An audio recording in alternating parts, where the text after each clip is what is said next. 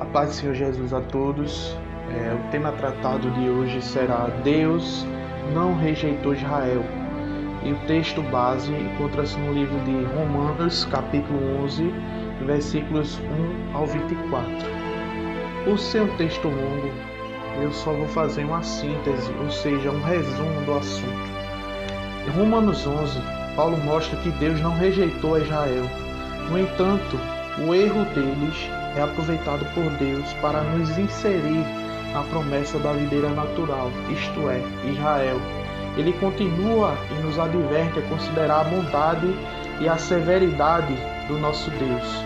Ora, se ele não poupou os ramos naturais, quanto mais a nós que fomos enxertados, adverte o apóstolo. Em nossos dias, muitos pregadores fazem confusão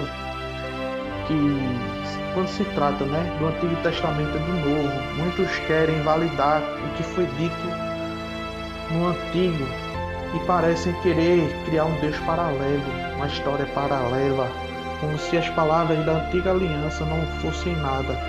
Isso é um grande erro, pois vemos que o Antigo Testamento ele valida o Novo e vice-versa. O próprio Paulo utiliza diversas passagens do Antigo Testamento em seu ensino. Logo, podemos concluir que são palavras inspiradas e dignas de toda aceitação. Versículo 1 ao 36. Embora Israel tenha ouvido e rejeitado o Evangelho, Deus não rejeitou completamente, conforme em Romanos 10, 16 ao 21. Até mesmo hoje, alguns israelitas aceitaram a graça de Deus. Além disso, a rejeição da nação como um todo não é final, porque a vontade de Deus é salvar os judeus e os gentios pela graça. E louvada seja o nome do Senhor por isso, amados? O versículo 1 vai tratar que uma das provas de que Deus não rejeitou o povo é o próprio apóstolo Paulo, que era um israelita, um descendente de Abraão, um membro da tribo de Benjamim. Ele era um judeu e foi escolhido por Deus para ser um cristão e um apóstolo. No versículo 2 também nós vemos que a frase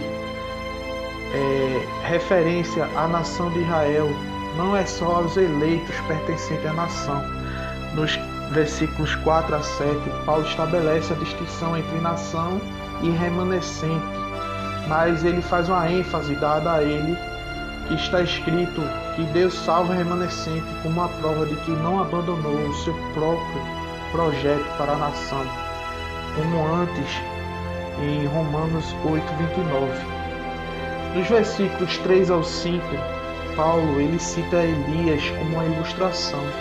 Ele pensou que a nação inteira de Israel tinha apostatado, mas Elias estava errado.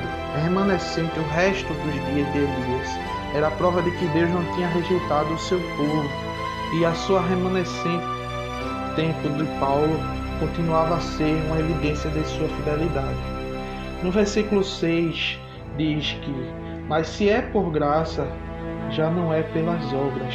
Graças e obras aqui são mutuamente excludentes, ou seja, a eleição de Deus foi estabelecida apenas sobre a graça. No versículo 7, aquilo que Israel buscava era justiça. Os eleitos que alcançam a justiça mediante a fé, os outros foram endurecidos porque não creram. Versículo 8 a 10, Paulo cita Isaías e Davi, mostra que a indiferença espiritual de Israel foi um padrão que se manteve ininterruptamente. A rejeição de Cristo pelos judeus traria uma enorme miséria sobre a nação. Versículo 11 mostra tropeçaram. A rejeição de Israel significa o fim do programa de Deus para a nação? Certamente não. A incredulidade de Israel trouxe salvação a nós, os gentios, e conduzirá, no fim das contas, a salvação de Israel. Versículos 12 e 13, plenitude, fala de plenitude. A nação de Israel, escolhida por Deus para receber a salvação, será salva como gentios cristãos, resultando em uma grande bênção para todo mundo. Versículo 14, salvar alguns. Paulo estava revelando o seu grande desejo de ver a salvação de todo o povo de Israel. A vida dentre os mortos, versículo 15, o fracasso de Israel decorrente da sua rejeição se tornará a sua posterior aceitação do Evangelho. Essa recepção do Evangelho por parte dos judeus será tão vivida e maravilhosa quanto será a ressurreição de todos os cristãos vão experimentar. Será como se eles estivessem retomando da morte. Versículo 16. Primícias e raízes são referências à convenção de alguns judeus, conforme versículo 14, e dos gentios, conforme versículo 15. Versículo de 17 vai falar que o zamoeiro é uma referência aos cristãos de origem gentílica.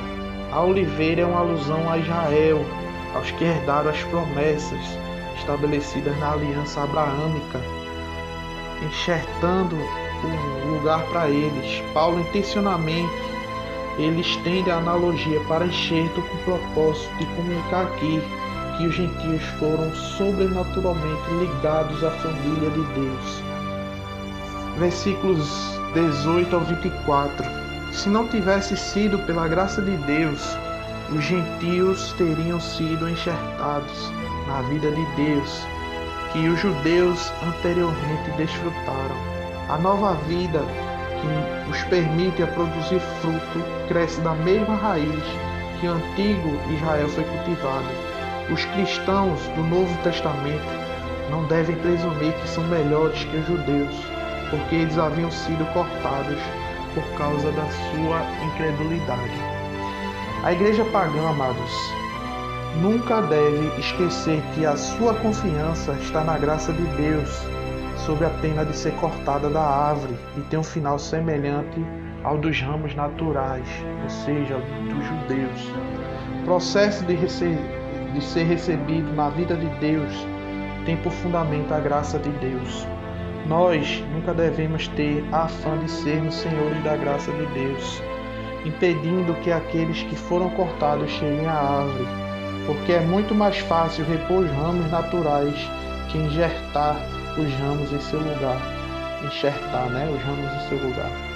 Nós devemos, portanto, depender totalmente da graça de Deus para a nossa salvação, como fazem os remanescentes de Israel. E nós venhamos a ser remanescentes também. Jesus abençoe.